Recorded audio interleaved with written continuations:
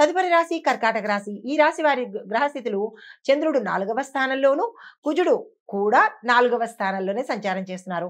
ఈ సంచార ఫలితాలు ఆర్థిక లాభాలతో పాటు ధనానికి సంబంధించినటువంటి పెరుగుదల, వృద్ధి ఇది కనబడుతోంది.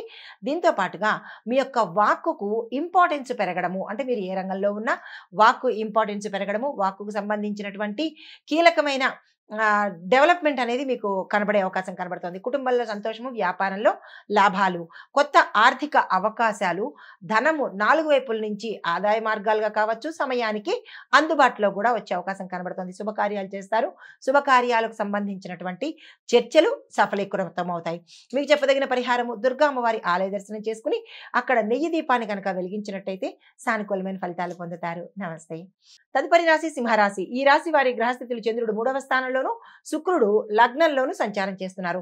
ఈ సంచార ఫలితాలు లాభదాయకమైన రోజు. స్నేహితుల యొక్క సహాయ సహకారాలు మీకు సమయానికి అందుబాటులోకి వస్తాయి. వ్యాపారంలో కొత్త ఒప్పందాలు లాభిస్తాయి. ఉద్యోగంలో గుర్తింపు ఉంటుంది. కుటుంబంలో ఆనందకరమైన వాతావరణం కనబడుతోంది. దీంతో పాటు ఆగిపోయిన శుభకార్యాలు కానీ, ఆగిపోయిన పనులు కానీ ముందుకు వెళ్లే పరిస్థితి గోచరిస్తోంది. మీకు చెప్పదగిన పరిహారము సూర్యనారాయణమూర్తి ఆలయ దర్శనం కానీ, ఆ స్వామివారికి ఏదైనా ఎర్రని పండు కానీ, ఎర్రని వస్త్రాన్ని కానీ ఇచ్చుకున్నట్టయితే గనక మంచి ఫలితాలు పొందే అవకాశం ఉంది.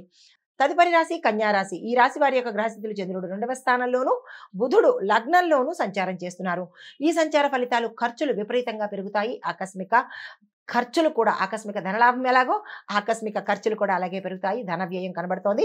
దీంతో పాటు విదేశీ సంబంధాల వల్ల మీకు అనుకోని ఫలితాలు వచ్చే అవకాశం కనబడుతోంది. మానసికంగా కొంత ఆందోళన, ఒత్తిడి, వృధా ప్రయాస, అలసట ఇలాంటివి గోచరిస్తున్నాయి.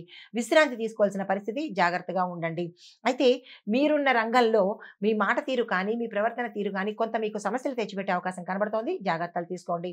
కుటుంబ పరంగా చూసినట్టయితే కనుక అనుకోని కార్యాలు మీకు ఈ రోజు చేయవలసిన పరిస్థితి ఏర్పడే అవకాశం ఉంది. మీకు చెప్పదగిన పరిహారము దుర్గామ్మవారి ఆలయంలో దుర్గా స్తోత్ర పారాయణ చేసినట్టయితే కనుక కొంత మంచి ఫలితాలు పొందే అవకాశం కనబడుతోంది. నమస్తే.